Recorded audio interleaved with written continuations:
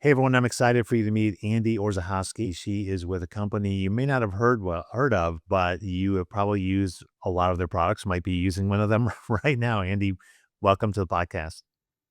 Thank you so much, Jim. I'm really glad to be here. So Andy, you work at LyondellBasell, and Mhm. we kind of shorthand it LYB. Yeah. But tell us what that company is, first and foremost, then we'll get into kind of what you're doing there. Yeah. So LyondellBasell, it's a very hard name to pronounce as well. We get Basel, but LyondellBasell, shorthand known as LYB. We're a global leader in the chemical industry. We are also the world's largest producer of polymers and a leader in polyolefin technologies. So for most people, myself included, when I first joined this company, what is that, right? I would have to connect you with one of our chemical engineers to go into all of the specifics. But basically, you'll hear our purpose. Our purpose is creating solutions for everyday sustainable living, or you'll hear us talk about solutions for a better Hmm. tomorrow. And I think that's more representative of what we do. Our products are in the products that you're using every single day. They Right. are in applications such as transportation, food safety, clean water, healthcare, sustainable healthcare, right? That's how our products are working and essentially making a difference. So if you pick up your cell phone, if you go into a grocery store and there's food and packaging, if you are sitting in your car and you're looking at your seats, there's probably a bit of LyondellBasell product within those end use products that you're interacting with Mhm. on a day to day. I personally work in our sustainability and corporate affairs department, so our focus is more so on how we are helping to create as a company that, yes, is in the global chemical industry, how are we helping to create a circular economy, and produce a more low carbon economy? In a circular economy, if you don't know this term, it's relatively new to me as well. It's sort of like taking a material and a product, Mhm. and it's goes beyond recycling, right? It's sort of Yes. right reactivating, reconstituting things. Is that End-to-end use, right? yeah? From the beginning when it's part of a feedstock basically where it goes in to Yeah. create, let's say, a plastic and all the way through recycling and how do you reuse it again? So having a longer term and shelf life basically for plastics and other Right. materials. Right. And so, how many times you get the joke from The Graduate? Plastics. That famous line in The Graduate. It's a great film. You know. I haven't heard that one in a while, but I did see Yeah. that film, and yeah, Yeah, it's a it's pretty it's good probably in reference, the but LYB, pantheon, yeah. Yeah, maybe yeah, probably. yeah, please don't bring up that line, we've heard it enough. But, yeah, I think, I love businesses like this, I love industries and brands like this because, they are kind of what makes the world go around. I've always thought that, every innovation probably comes from some, like, kinda a hard science, right? Material Yeah. science. And I think from a digital perspective, a marketing, a CX perspective, people don't maybe necessarily relate to, a company like LYB as a digital company. I know we work with some other large brands, manufacturing companies and energy companies. And the reality is like digital is a component of many things you do. And it's just how these companies operate sort of behind the scenes. Um, your role, a little bit about your role. It's, I think your formal title is Director of Brand Content and Digital Yep. Communications. That's a lot. It's a So, lot. these maybe for a lot of people you can kind of connect the dots between these three things, but they also maybe 10, maybe 15 years ago seemed very unrelated. So, how is the profession? How do you think the industry has changed that require brand and content and digital to work together? What's sort of driving that from your perspective or from LYB's perspective? No, it's a great question. So first of all, I think this terminology, right? Brain content digital team. It's definitely more of an internal vernacular choice. Mhm. And that's because, and I think we're going to talk about some of this topic later, but we Sure. wanted people to know where to go to find us because this is a relative well, it's actually a brand new team. I've been building it over the past year and a half through other groups that already existed and some that didn't within the organization. So the intention was, if you need to know who to reach out to for brand or for creative services assistance with your graphics, your multimedia production, your photography, right? You know where to Yeah. go. You're looking for our content manager and who to work with our podcast. You know where to go. If you're thinking about our digital tools like social media and our website, there's a clear place to go because when you don't have a team and then all of a sudden you do, people are like, well, what do you do? but I think it more so aligns with, brand and digital experience overall is what we're trying to achieve. I think we're at the Mhm. beginning stages, perhaps, of a digital marketing team, again, with more of a corporate and brand focus. So that's really, a little bit of the background of the team. But why are these three things, so experienced, so important? I think to the overall customer experience or stakeholder experience, right? If you're Yeah. an investor or Yeah. you're talent, you're coming in, and I think a lot of it is that we're a B2B company, which means that for us, a lot of that brand experience is built in, the interaction with the salesperson, the actual product, the quality, the price, etc. However, if you're not considering the digital interpretation of your brand, even though we're not a digital company, you are falling behind. So that's where these three things I Yeah. think really intersect. When you have people who are thinking about the actual visual expression of your brand, the words and the choices and the platforms that you're using to tell your story and how you're telling your story, and then the platforms that you're telling those stories on, right? Your website, etc. That's where you get a lot of synergy, a lot of efficiency. That's Mhm. where you're able to have channels, I think that at the end of the day are sort of a single source of truth for your customer. I can go in and I know who LYB is, why they're here, what they're doing, how to interact with their product. And I think in a very oversaturated digital space right now, that's really key. So it's been a fun team to build out. I think we have a lot of potential, but I did mention the website, and that's something that we're actually working with Proficient and Yeah. members of your team to help build out. And they've been helping us think through some of this too. So it's been a really cool journey thus far. Cool. I kind of imagine, in a lot of complex B2B sales, or journeys, they're probably long journeys, right? I don't think these are probably not quick. Maybe I'm wrong here, but gosh, I need a special polymer. I need it tomorrow. Maybe that happens, but I'm imagining, you have a lot of chemists and scientists, and Yep. they're talking to engineers, and you're on your customers on the customer side, and these are very complex discussions, very thoughtful, and you got to help them make sense of it. So even the science, am I right here? Even the scientists and engineers, are again relying on digital channels, digital content. Again, long sales cycles where they have to piece a lot of things together. Is it fair to say? It's a very complex product that we're Okay. trying to sell. And we have complex businesses and systems that are on either side. And we do have, dedicated sales team and such. So they're going to use the website in one way to get the information that they need and they want, to the customer, et cetera. Again, it is more built on that relationship and that Hmm. history and such, but digital tools can still really help in that process, right? You can bring the customer along, they can leverage technology, they can get information that previously wasn't available if we're Yeah. keeping with the times and moving ourselves forward. On the other side is you have these brand owners, right, who are looking more for sustainable solutions, for information about how LyondellBasell can help them to meet their sustainability targets, et cetera. So that's another use for the website that we need to account for. So I think it is a complex sales process cycle. Having a a purpose built website that thinks about all of the various Yeah. pieces of that journey and the customers who are using the website and our other key stakeholders is really critical. So you bring something up that I think is interesting to me is you're trying to think of everything, right? You're trying to think of all the ways, all the scenarios, and you have to use a lot of imagination. Maybe there's a lot of research, but ultimately you're really getting to know your customer. If I'm, and kind of building empathy. One of the things I've seen is, we say we want to know our customers, but sometimes we're challenged by what we learn. I've worked with a lot of customers say, well, I know my customer. I'm out there every day. And then we do research and they come back with this revelation or, oh, I didn't know that, Yeah. and it can be kind of disconcerting, like who moved my cheese kind of moments. I know you've been a big champion of change management in your career. Why do you think a change management competency, right, or approach is so important to these kinds of needs, this kind of customer, intimacy that you're looking for.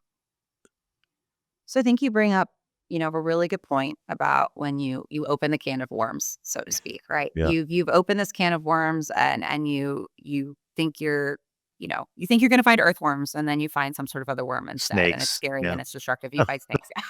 but I think what's what's important though in terms of your next steps, right, is you've already decided at some point to open this can of worms, right? There was a reason, there was a business need, there's something that you're trying to achieve, right? In the world of digital transformation. And I was listening to one of your podcasts the other day, and perhaps you can remind me who said this, but your guest was talking about digital transformation versus innovation, right? So with innovation, it's really all these next steps and interesting things that you're trying to do to get ahead of the curve. But a lot of us are doing digital transformation work really to catch up, to make sure that Yeah. our customers, have what they need, that we're meeting a business objective, et cetera. So you've already decided that you need to do it. There's a business objective, there's an established business need. So at that point, it doesn't really matter what you hear. You need to go with what you hear, you need to move forward. So if you're going to get stuck in that block of, I thought it was X, Y, and Z, so I'm still going to go down that path, you're not going to meet that established business need. You're not going to move the needle at all. However, oftentimes what you hear when you get those snakes instead of those worms, does not align with your organizational structure, Yeah. how we do things. You're going to have people on the other side who really are resistant to change. I mean, there's a whole theory of change management, which we're getting to, that's built around people's resistance to change and how it can be one of the most, I'd say, critical components of your overall project strategy, because it can also be one of the biggest risks if it's not done appropriately. Yeah. So I think why it's so critical to brands is because you are trying to achieve this business objective. You put a ton of money behind it. You've heard what you need to do. If you don't do those things, you're not going to get there. But you have this whole group of people, internally and externally, who along the way could really deter your progress, stop it overall, and lead it from turning into what was supposed to be an adoption strategy that Mhm. leads to increased value to a project that falls flat. Yeah. So investing in that Yeah. change management, I think, takes it from an idea to a reality and helps you realize that value. Yeah, I love the way you put that because I think I've seen projects where we had the smartest people, the best, strategists, the best developers, the best Mhm. everything was on time, everything was on Yep. budget, hooray, we throw a party. And then yeah, it's, nobody's there's resistance, right? Nobody's using it, nobody's adopting it. Hey, maybe it was a bad idea, but in the first place, but maybe we didn't quite consider, the adoption curve. Well, So that's one of my favorite parts, Jim, about my job today, right? Is that I work with, and I should share a little bit more about myself. So I found myself into this kind of weird and wacky digital space, a few years ago. I'm loving it. I'm learning so much. I think it's so relevant for how we do business today. I think, the business today, and especially the business of tomorrow, doesn't exist without digital. So I'm so glad that I'm yeah. here. But my I consider myself a communicator by trade. Before I came into here, I ran global communications. So I really approach so much of what I do from a communications mindset and embracing the power of communication, and also, all the things that communication can do, and then the things that a lack of communication can unfortunately undo. So I love my job because I work with these kind of people that you're talking about on a day to day.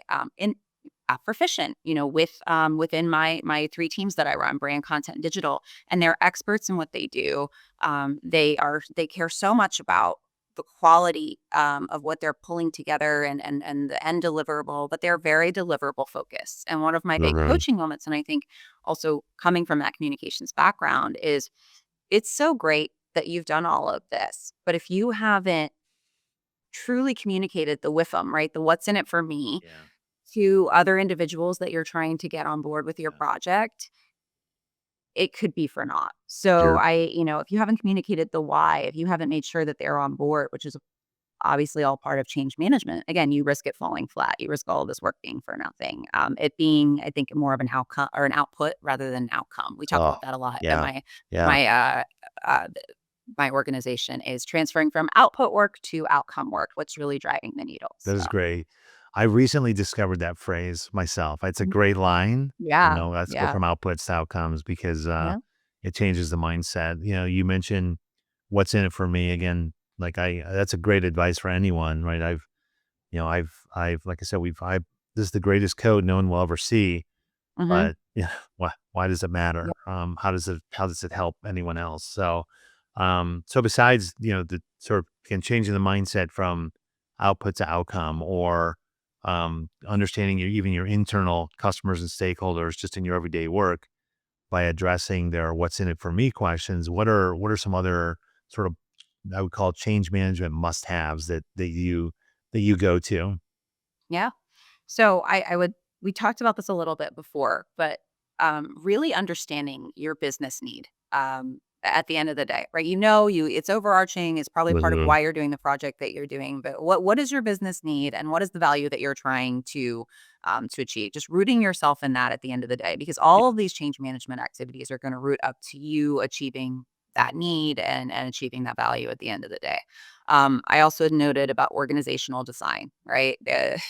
I think the road to change management is paved with good intentions, um, Yeah. but it doesn't always work and isn't always purpose built for your organizational design. So you really have to understand that, know with what you're Really, working with in, the barriers to change potentially, obstacles, the way things, there's going to be certain people within your organization or outside of your organization that this change is going to supremely affect, and how they're working now versus how they're going to be working in the future, and how do we account for that. um, the third piece of it, or I think once you've set the stage with those two items, is what I was talking about with communications. So having been a former communicator, if you do not have a strategic communications plan, an effective communications plan, if you do not have someone that you can work with who can craft those communications for you, I think you really could miss the mark. yeah, If you are familiar with change management theories, one of them is the ADKAR model. It's part of ProSci. And what the ADKAR model stands for is awareness, desire, knowledge, ability, and reinforcement. And when you think about, someone needs to have awareness, desire, and knowledge to change, how does that happen, right? Communications and sharing the purpose behind what you're doing and why you're doing it helps with that awareness. It helps fuel that desire. It increases that knowledge. I was thinking about the, where's the cheese moment that you were talking about, yeah, right? You have the yeah, opportunity in these communications plans. Say you have someone who really doesn't like cheddar cheese, and that's what where we're moving the cheese. You can tell them, I really like American. Well, this is why cheddar is great, and I'm going to help you find it. And then you're going to have other people who are intrinsically motivated to find the cheese yeah. because they already like it, and they want to and such. But that communication kind of helps you get your, especially your late adopters and such, on board. So I'd say communications plan is key. Um, and then the second piece of it is that ability and reinforcement. And I think that's the training, right? The training and the development. All projects are all created differently. There's some things like, with us launching the new website, a website's pretty easy tool to use. However, there's Mhm. other technology that maybe now be connected to how we've decided to build out the website, or we're going to have to do more in-depth training or make sure that, people within the organization have the ability to use it, to sell it, to work with our customers, et cetera, to leverage it the right way. A lot of that work, I think, is done in part with the business. It's done with IT. It's done with HR, right? But building that kind of planning into your overarching change management plan is really important. And keeping in mind that I think people have to hear something between an average of 2 to 3 to 7 times to Yeah, I've remember heard it. something like So that, yeah, something like that, right? So yeah. you need to keep communicating, keep giving opportunities for training, for development, for reinforcement. Those are sort of my critical pieces, I Some would say, people of I've the. worked with, Andy, they need it like 15 or 20 times. I'm just, Yeah. yeah, we don't talk. Well, especially though, to send some empathy their way though, how much Yeah. communication are they waiting through, right, Jim? Yes. Like, they're Yeah. in there and they're, "Okay, I've got this Teams message, now I've got this on Slack. Oh my goodness, I have to answer this email, and I've Yeah. got a ping coming through No, monday.com," that's whatever it is, and so yeah. I think emails don't necessarily carry the same weight that they used to, right? There's so much information coming at you. How do you break through that? I just wrote an article on LinkedIn, called, "Bring Back the Memo," and I actually go into that, so I'm glad I'm glad you brought I that like up. that. Go check it out, Bring Back the Yeah, Memo. But yeah. yeah, it's the overload, right? It's like Right. too much is too much, and, yeah, I do try to be sympathetic to those situations. So, kind of one last question, maybe just one piece of advice, and I'm thinking of all the people out there who are maybe on a project and they're doing their thing and their deliverable, is coming due, or, they're just trying to hold the team together, or maybe they're on the receiving end of this project and they're saying to themselves, maybe, "Wow, I wish that project had some change management discipline because I'm afraid of what's gonna happen next." So, if for the folks listening, if there was kind of one piece of advice or one thing you could ask someone to do, even a little bite-sized thing, what would you give them to do to kind of bring some of this thinking to their business or to their project?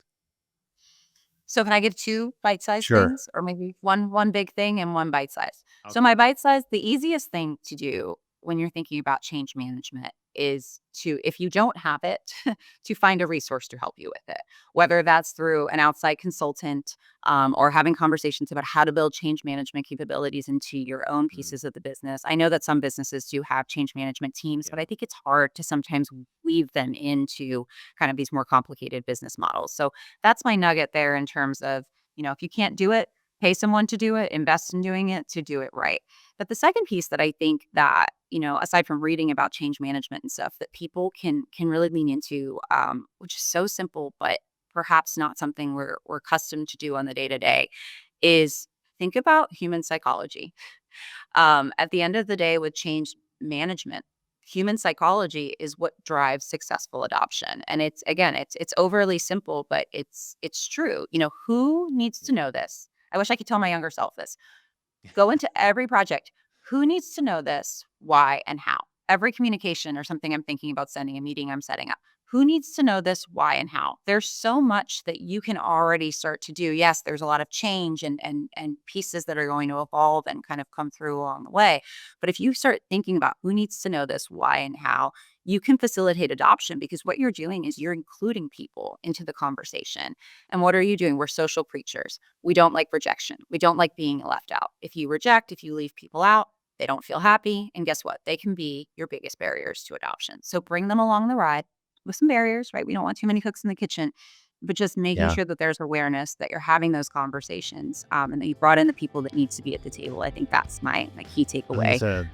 that's a For great moving. reminder, and so in this podcast we brought together psychologists, engineers, Hmm. scientists, marketers, consultants. So Yeah. I think we covered all the ground. Andy, thanks so much Yeah. for sharing your history, your wisdom, maybe some hard lessons learned, and thanks for being on the podcast. Yeah, absolutely. Thanks for having me. It's All been a right. great time. You've been listening to What If, So What, a digital strategy podcast from Proficient with Jim Hertzfeld. We want to thank our Proficient colleagues J.D. Norman and Rick Bauer for our music. Subscribe to the podcast and don't miss a single episode. You can find this season along with show notes at proficient.com. Thanks for listening.